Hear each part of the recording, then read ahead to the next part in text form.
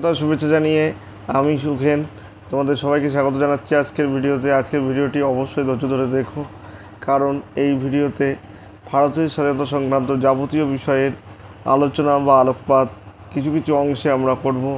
তো ভারত 200 বছরের জন্য গোলাম হয়েছিল। 1957 সালের পলাশী যুদ্ধের মধ্য দিয়ে আমরা গোলামির যে শৃঙ্খল তাতে আবদ্ধ হয়ে পড়ি এবং ইংরেজরা আমাদের ভারতবর্ষকে ধীরে ধীরে সম্পূর্ণ ভারতবর্ষের উপর নিজের আধিপত্য প্রতিষ্ঠা করে ফেলে। তো এই ভারতবর্ষের যে 190 বছরের শাসন, এই 190 বছরের শাসন কিন্তু কখনোই ভারতবাসী সহজে মেনে নেয়নি এবং প্রথম সর্বাত্মক এবং সর্বব্যাপী বিদ্রোহ 1857 সালের মহাবিদ্রোহের মধ্য দিয়ে কিন্তু ভারতের জনগণ ব্রিটিশ শাসনকে উচ্ছেদের জন্য প্রস্তুত হয়েছিল এবং ব্রিটিশ শাসনকে উচ্ছেদ করবার জন্য সর্বতোভাবে চেষ্টা করেছিল। ঝাঁসির রানী লক্ষ্মীবাঈ তাতিয়া তোপি, এছাড়াও আমাদের শেষ মুঘল সম্রাট বাহাদুর শাহ জাফর, তাদের ঐকান্তিক প্রচেষ্টায় সিপাহী বিদ্রোহ শুরু হয়েছিল। কিন্তু দুর্ভাগ্যবশত দেশীয় রাজাদের বিশ্বাসঘাতকতা এবং অর্থ ও অস্ত্রের স্বল্পতা এবং আধুনিক প্রযুক্তির সঙ্গে পেরে উঠতে না পেরে এই বিদ্রোহ ব্যর্থতার দিকে এগিয়ে যায়। 1857 সালের মহাবিদ্রোহের পর ভারতবর্ষ কোম্পানি শাসন থেকে মুক্ত হয় ঠিকই, কিন্তু ব্রিটিশ পার্লামেন্টের সরাসরি শাসনাধীনে চলে আসে। এরপর ভারতের উপর অত্যাচার যেন আরও বাড়তে থাকে। অর্থনৈতিক শুল্ক এবং বিভিন্ন প্রকার ট্যাক্স বসিয়ে ভারতের বস্ত্রশিল্পকে ধ্বংস করে দেওয়া হয়। ভারত একটি আমদানিকারক দেশ থেকে ভারত একটি রপ্তানিকারক, কাঁচা তুলো, পাট, রেশম, নীলের রপ্তানিকারক দেশে পরিণত হয় এবং ভারতের এই বিপুল জনসাধারণের খাদ্যশস্য চাষের বদলে অনেক সময় নীল চাষ করতে বাধ্য করা হতো। সেই জন্যই বাংলার নীল চাষিরা গর্জে উঠেছিলেন এবং তারা বিদ্রোহ ঘোষণা করেছিলেন। দিগম্বর বিশ্বাস, বিষ্ণুচরণ বিশ্বাস, তারা কিন্তু বাংলার নীল চাষিদের সংগঠিত করে এই বিদ্রোহের পথে এগিয়ে নিয়ে যায়।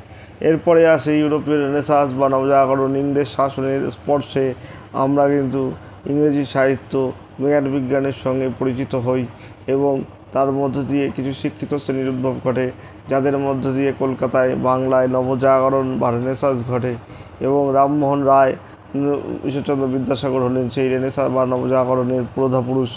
তারাই কিন্তু সতীদাহ প্রথা নিবারণ এবং বিবাহ প্রবর্তন, বাল্যবিবাহ নিবর্তনের চেষ্টা করেন এবং এর মাধ্যমে সতীদাহ প্রথা আইন পাস, বাল্যবিবাহ নিবর্তনের চেষ্টা এবং বিবাহ আইন পাসের মাধ্যমে ভারতের সামাজিক যে অনগ্রসরতা ছিল, নারী জাতির প্রতি যে অন্যায় অবিচার দীর্ঘ শতাব্দী ধরে গড়ে আসা হচ্ছিল, তার বিরুদ্ধে কিন্তু একটা প্রতিবাদ সংগঠিত হতে থাকে এবং 1885 খ্রিস্টাব্দে জাতীয় কংগ্রেস প্রতিষ্ঠার মধ্য দিয়ে কিন্তু ভারতবর্ষ গণতান্ত্রিক আন্দোলনের পথে অগ্রসর হয় বলা যায়। যদিও প্রথম দিকে 1885 থেকে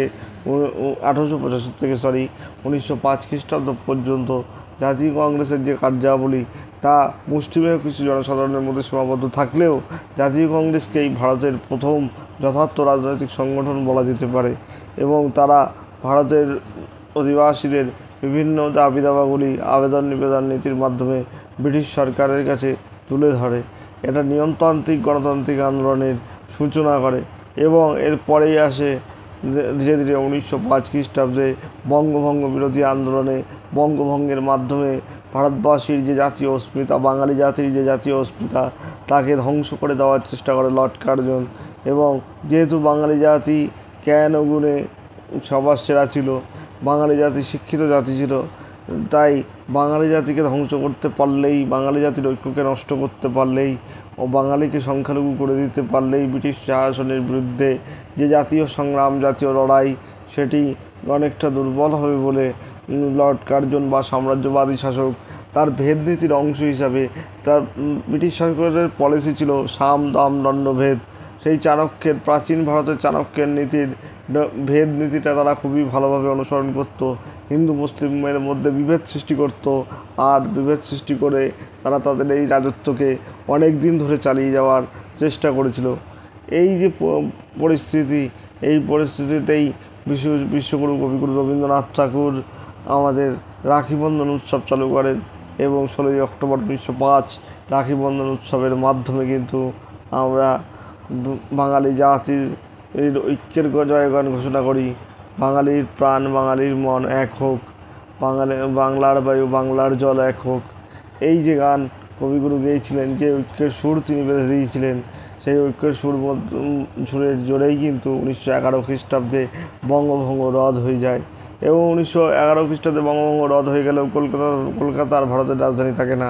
কলকাতা থেকে দিল্লিতে ভারতের রাজধানী স্থানান্তরিত হয়। কলকাতার রাজনৈতিক গুরুত্ব কমিয়ে দেওয়ার ফলে কলকাতায় বিপ্লবী আন্দোলন এবং বাংলা যে বিপ্লবী আন্দোলন থেকে সরে আসবে না তার প্রমাণ দিয়ে গেছে বাঘাযতীন, বিনয় বাদল দীনেশ তাদের আন্দোলনের মাধ্যমে তাদের যে সশস্ত্র বিপ্লবী আন্দোলন, সেই সশস্ত্র বিপ্লবী আন্দোলনে ক্ষুদিরাম বসু ফাঁসির মঞ্চে প্রাণ দিলেন। এবং আরেক রচিত হলো সেই অমর গান একবার বিদায় দে মা ফিরে আসি। এই যে অমর রক্ত বলিদান, অমর আত্মবলিদানের মধ্য দিয়ে যে স্বাধীনতা আমরা অর্জন করেছি, সেই স্বাধীনতার আজ 78তম বর্ষপূর্তি। এই 78তম বর্ষপূর্তিতে সকলকে এই স্বাধীনতা দিবস পালনের জন্য এবং যথাযথ মর্যাদা স্বাধীনতা দিবসে দেওয়ার জন্য আহ্বান জানাই। এর পরবর্তীতে আমরা দেখতে পাই 1915 সালে গান্ধীজি ভারতে ফিরে এলেন এবং চম্পারণ, সত্যাগ্রহ, ঘেদা এই 3টে আন্দোলনের মাধ্যমে তিনি সর্বভারতীয় নেতায় প্রতিষ্ঠিত হলেন। এবং 1919 সালে জালিয়ানওয়ালাবাগ হত্যাকাণ্ডের প্রতিবাদে আমাদের কবিগুরু নাইট উপাধি ত্যাগ করলেন এবং গান্ধীজি সর্বাত্মক আন্দোলনের ডাক দিলেন এবং অহিংস অসহযোগ আন্দোলনের মাধ্যমে ভারতবর্ষ কিন্তু একটি জাতীয় জাগরণে পরিণত হলো এবং গান্ধীর নেতৃত্বে সমগ্র ভারতবর্ষ ব্রিটিশ শাসনকে উচ্ছেদের জন্য অহিংস অসহযোগ আন্দোলনে যোগদান করলো এবং সত্যাগ্রহ আদর্শে দীক্ষিত হলো। এরপরে 1922 খ্রিস্টাব্দে খিলাফত আন্দোলন এবং অসহযোগ আন্দোলন একসঙ্গে চলছিল। 1922 খ্রিস্টাব্দে গান্ধীজি আন্দোলন প্রত্যাহার করে নেন। এরপরেই কিন্তু বামপন্থী আন্দোলনের মাধ্যমে স্বাধীনতা সংগ্রাম কিন্তু চলতে থাকে। অর্থাৎ ভারতের জনগণ স্বাধীনতা সংগ্রামে কোনোভাবেই কোনো ছেদ রাখেনি। তারা কিন্তু কন্টিনিউয়াস তারা এই স্বাধীনতা সংগ্রাম চালিয়ে গেছে যাতে এই ভারত স্বাধীন হতে পারে, আমরা একটি স্বাধীন দেশে বসবাস করতে পারি এবং স্বাধীন দেশের জনগণ রূপে নিজেকে প্রতিষ্ঠিত করতে পারি। এরপরেই আসে 1929 খ্রিস্টাব্দে লাহোর ষড়যন্ত্র মামলা এবং 1929 খ্রিস্টাব্দে লাহোরে কিন্তু একটি পূর্ণ লাহোরের জাতীয় কংগ্রেসের অধিবেশনে পূর্ণ স্বরাজের প্রস্তাব গৃহীত হয় এবং পূর্ণ স্বরাজের প্রস্তাব গৃহীত হওয়ার সঙ্গে সঙ্গেই গান্ধীজি আইন অমান্য আন্দোলনের সূচনা করেন এবং আইন অমান্য আন্দোলন ডান্ডি নামক স্থানে লবণ তৈরি করে তিনি এই আন্দোলনের সূচনা করেন এবং এই আন্দোলনের মধ্য দিয়ে সর্বাত্মক ধর্মঘট ভারতবর্ষে অনুষ্ঠিত হয়। ভারতবর্ষের কাপড়ের কলগুলোতে, অন্যান্য সংস্থায় সর্বাত্মক ধর্মঘট অনুষ্ঠিত হয় এবং আইন অমান্য আন্দোলন 1932 এবং তারপরে 1934 পর্যন্ত চলে। তার পরবর্তীকালে আইন অমান্য আন্দোলন প্রত্যাহত হলেও ভারতের বিভিন্ন স্থানে কিন্তু এই আন্দোলনের রেশ ধরে গণ আন্দোলন চলতেই থাকে এবং এর পরবর্তীতে 1939 খ্রিস্টাব্দে 1939 এই সাল থেকে পৃথিবীর বুকে দ্বিতীয় বিশ্বযুদ্ধ শুরু হয় এবং এই দ্বিতীয় বিশ্বযুদ্ধের ভারতের সাহায্য লাভের জন্য ব্রিটিশ সরকার ভারতবাসীর কাছে আহ্বান জানায়। তখন গান্ধীজি বললেন, পূর্ণ স্বরাজ ব্যতীত কোনো কিছুতেই আমরা আর সন্তুষ্ট হব না। 1942 সালে ক্রিপস মিশন ভারতে আসে এবং ক্রিপস মিশনও ভারতের ডোমিনিয়ন স্ট্যাটাসের প্রস্তাব দিলে কংগ্রেস তা প্রত্যাখ্যান করে এবং মুসলিম লীগও প্রত্যাখ্যান করে এবং 1942 সালে 14ই আগস্ট কংগ্রেস ওয়ার্কিং কমিটিতে পাস হয় ভারত ছাড়ো আন্দোলনের প্রস্তাব এবং গান্ধীজি এবং ঠিক হয় 9ই আগস্ট থেকেই ভারত ছাড়ো আন্দোলন শুরু হবে। ইংরেজরা ভারত ছেড়ে না যাওয়া পর্যন্ত এই আন্দোলন চলবে, কিন্তু 8ই আগস্ট মধ্যরাতে সমগ্র জাতীয় কংগ্রেসের কেন্দ্রীয় নেতৃত্ব, রাজ্য নেতৃত্ব, জেলা নেতৃত্ব পর্যন্ত গ্রেপ্তার করা হয়। জনগণই যেন এইবার জনগণের লড়াই লড়তে এগিয়ে আসে। কনকলতা বড়ুয়া, ভোগেশ্বরী ফুকননী এবং মাতঙ্গিনী হাজরা যেন জনগণেরই প্রতিনিধি, একদম সাধারণ পরিবার থেকে, শুধুমাত্র স্বাধীনতা লাভের তীব্র স্পৃহা তাদেরকে, যে বিপ্লবের অগ্নি তাদের হৃদয় জ্বালিয়েছিল, সেই বিপ্লবের অগ্নি দিয়ে ব্রিটিশ শাসনকে ধ্বংস করবার জন্য এগিয়ে আসে। অপরদিকে নেতাজি সুভাষচন্দ্র বসু জাপানে আজাদিন ফৌজ গঠন করেন এবং সিঙ্গাপুর হয়ে তিনি কিন্তু সিঙ্গাপুরে জাতীয় সরকার প্রতিষ্ঠা করেন। মনে রাখবেন, ভারতের প্রথম জাতীয় সরকারের প্রধানমন্ত্রী হচ্ছেন নেতাজি সুভাষচন্দ্র বোস।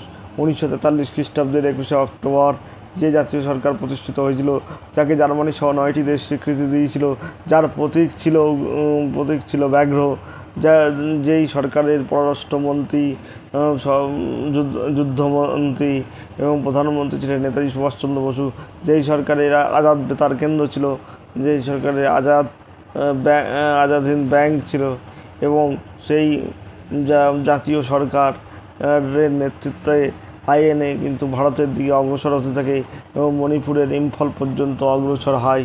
এছাড়া মণিপুরের কোহিমাতে অগ্রসর হয়ে কিন্তু তারা দিল্লি চলো ধ্বনিতে দিল্লি অভিমুখে যাত্রা করে। চারিদিক দিয়ে ব্রিটিশ সরকার কিন্তু বিপদে। সেই মুহূর্তে, সেই অবস্থায় ব্রিটিশ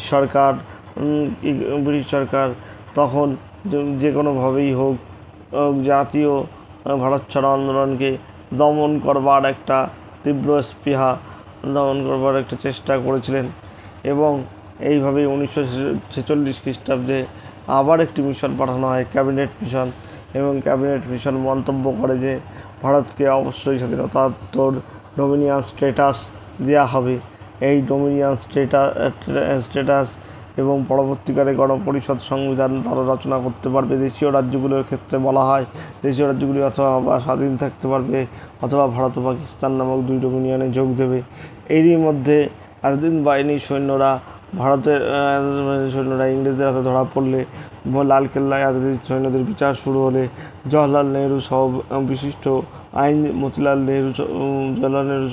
আইনজীবীগণ এদের সপক্ষে মামলা লড়েন এবং ক্যাপ্টেন রশিদ আলীকে 7 বছরের সশ্রম কারাদণ্ড দেওয়া হলে তার বিরুদ্ধে কিন্তু জনগণ পথে নেমে আসে এবং 1946 খ্রিস্টাব্দে তলোয়ার নামক জাহাজে কিন্তু নৌবিদ্রোহ হয়।